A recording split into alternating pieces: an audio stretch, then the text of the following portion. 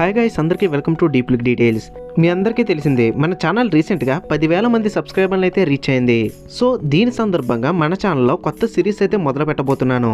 ఆ సిరీసే hero qualities and hidden details. ఈ సిరీస్ లో కంటెంట్ వచ్చేసరికి ఒక సూపర్ హీరోలో ఉన్న క్వాలిటీస్ అండ్ ఆ క్వాలిటీస్ గురించి మనకు మూవీలో చూపించిన హిడెన్ డీటెయిల్స్, ఈ రెండు అంశాల గురించి కూడా ఈ సిరీస్ లో రాబోతుంది. ఈ సిరీస్ లో ఫస్ట్ ఎపిసోడ్ వచ్చేసరికి మనందరికీ కూడా ఫేవరెట్ అయిన ఐరన్ మ్యాన్ గురించి. ఈ విషయం తమిళ చూడగానే మీకు అర్థమైపోయి ఉంటుంది. సరే, ఇక వీడియోలోకైతే వెళ్ళిపోదాం. ఐరన్ మ్యాన్ క్యారెక్టర్ ని ఎక్స్ప్లోర్ చేయాలి అండ్ డీటెయిల్స్ చెప్పాలి అంటే ఐరన్ మ్యాన్ లో ఉండే కొన్ని లక్షణాలను పాయింట్ వైజ్ గా డిస్కస్ చేయాలి. తన లక్షణాల్లో బెస్ట్ అయిన 5 పాయింట్స్ గురించి మనం ఇప్పుడైతే మాట్లాడుకుందాం. Number 1 cool attitude and number 2 intelligence, number 3 self made super hero and number 4 upgrades and number 5 risk and sacrifice. ముందుగా point number 1 cool attitude. Iron man లో ఆడియన్స్ కి నచ్చే మెయిన్ క్వాలిటీ ఇదే. Captain America, Thor, doctor strange, black panther వీళ్ళంతా కూడా ఎంసీయూలో చాలా మంచి ఫ్యాన్ బేస్ ఉన్న హీరోస్. వీళ్ళందరిలో మనం గమనిస్తే వీళ్ళంతా కూడా ఒక సీరియస్ యాటిట్యూడ్తో ఉంటారు. కానీ టోనీ అలా కాదు. తన పని చేస్తున్నప్పుడు కానీ విలన్స్తో పోరాడుతున్నప్పుడు కానీ కూల్ యాటిట్యూడ్ని మెయింటైన్ చేస్తూ ఉంటాడు. ఉదాహరణకు మనం చెప్పుకోవాలంటే ఏజ్ ఆఫ్ అల్ట్రాన్లో హల్క్తో పోరాడుతూ ఉంటాడు. అండ్ అంత పెద్ద మాన్స్టర్తో పోరాడుతున్నా కూడా జోక్ వేస్తున్నాడు అంటే సాహసమనే చెప్పాలి. కేవలం ఈ ఒక్క మూవీలోనే కాదు, తన క్యారెక్టర్ ఉన్న ప్రతి మూవీలో కూడా తన ఈ కూల్ యాటిట్యూడ్ని మెయింటైన్ చేస్తూ ఉంటాడు. Quality number 2 intelligence. ఈ క్వాలిటీ గురించి మీ అందరికీ కూడా నేను ప్రత్యేకంగా చెప్పాల్సిన అవసరమే లేదు. టోనీ స్టార్క్ ఎంత తెలివైన వాడో మనందరికీ కూడా తెలిసిందే. అసలు ఐరన్ మ్యాన్ ఆర్మర్ గురించి కాసేపు పక్కన పెడితే నార్మల్ సిచ్యువేషన్స్ లో కూడా తన యొక్క తెలివిని వాడి సమస్యల నుంచి బయటపడుతూ ఉంటాడు. ఇలాంటి సందర్భాలు మనం ఎంసీయూ మూవీస్ లో చాలా చోట్లయితే చూసాం.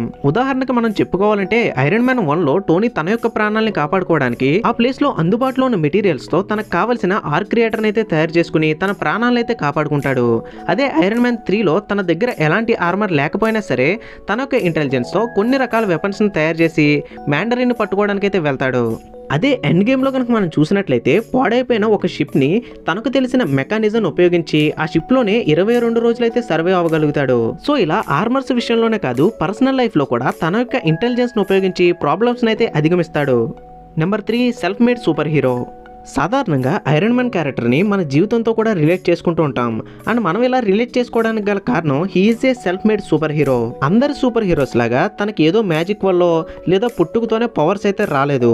ఇంకా క్లియర్గా చెప్పాలంటే కెప్టెన్ అమెరికాకి ఒక సీరం వల్ల పవర్స్ వస్తాయి, థోర్కి పుట్టుకతోనే కొన్ని పవర్స్ ఉంటాయి, అలాగే బ్యానర్కి ఒక ప్రయోగం వల్ల హల్క్గా మారే ఎబిలిటీ వస్తుంది. సో టోనీ విషయానికి వస్తే ఈ విధంగా పవర్స్ అయితే రాలేదు.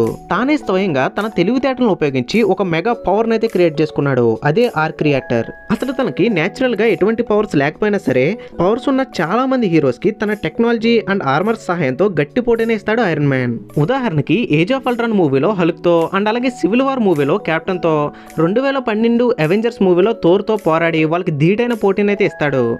Quality number 4 upgrades. Already Tony Stark upgrades గురించి మన యొక్క డీటెయిలింగ్ వీడియోస్లో చాలా సార్లు అయితే చెప్పాను. మనం మరొకసారి ఈ అప్గ్రేడ్స్ గురించి అయితే మాట్లాడుకుందాం. టోనీ తనను తాను ఎప్పటికప్పుడు అప్గ్రేడ్ చేసుకుంటూనే ఉంటాడు.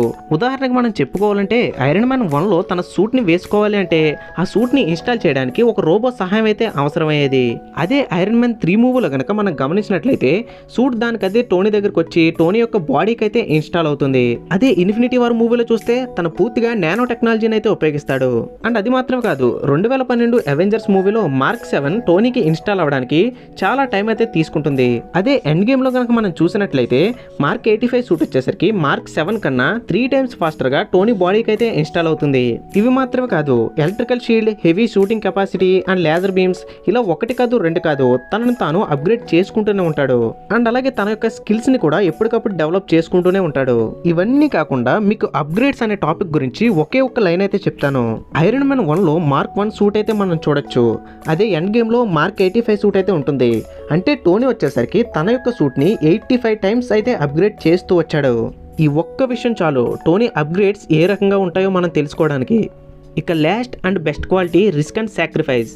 టోనీ ప్రజల యొక్క ప్రాణాలను కాపాడడానికి చాలా రిస్క్ అయితే చేస్తాడు. అండ్ అలాగే ప్రజల యొక్క ప్రాణాల కోసం తన ప్రాణాలను కూడా లెక్క చేయడు. ఈ క్వాలిటీని ఎస్టాబ్లిష్ చేయడానికి ఒక చిన్న ఎగ్జాంపుల్ అయితే చెప్తాను. 2012 అవెంజర్స్ మూవీలో కెప్టెన్ టోనీ పైన కోపంతో టోనీతో ఈ రకంగా అంటాడు, కవచం తోడుకున్న పిరికివాడు నువ్వు, ప్రజల ప్రాణాల కోసం నీ ప్రాణాలను త్యాగం చేసేంత దమ్ము నీకు లేదు అని అంటాడు. కెప్టెన్ చేసిన ఈ విమర్శకి టోనీ తన చేతులతోనే సమాధానం చెప్పాడు. 1 కాదు 2 కాదు, ఎన్నో సార్లు తన మరణం అంచుల వరకు కూడా వెళ్ళొచ్చాడు. అండ్ చాలా సార్లు రిస్క్ చేసి ప్రాణాలతో బయటపడ్డాడు. 2012 అవెంజర్స్ క్లైమాక్స్ లో తన సూట్ లో ఛార్జ్ అయిపోతుంది అని తెలిసినా సరే తన ప్రాణాలను సైతం లెక్క చేయకుండా ఒక మిసైల్ ని స్పేస్ లోకి అయితే తీసుకువెళ్తాడు. అండ్ తను అలా చేయడం వల్లే ఏలియన్స్ అయితే ఆపగలుగుతారు. అదే ఐరన్ మ్యాన్ 3 లో మ్యాండరిన్ మనుషులు ఐరన్ మ్యాన్ పైన అటాక్ చేస్తున్నప్పుడు తన యొక్క ఆర్మర్ ని పెప్పర్ కి అయితే ఇన్స్టాల్ చేసి తను రిస్క్ తీసుకుంటాడు. ఇక్కడ ఏ చిన్న తప్పు జరిగినా సరే ఐరన్ మ్యాన్ ప్రాణాలు అక్కడే పోయి ఉండేవి. కానీ తన ప్రేమించిన మనిషి కోసం తన లైఫ్ ని కూడా లెక్క చేయలేదు టోనీ స్టార్క్. చివరికి ఎండ్ గేమ్ మూవీలో మానవాళి యొక్క ఉనికిని కాపాడడానికి తన ప్రాణాలు సైతం త్యాగం చేస్తాడు.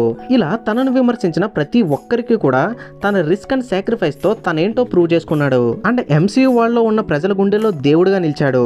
అందుకే స్పైడర్ మ్యాన్ 2 మూవీలో కనుక మనం గమనించినట్లయితే ప్రజలంతా కూడా టోనీ యొక్క ఫోటోకి ప్రే చేస్తూ ఉంటారు.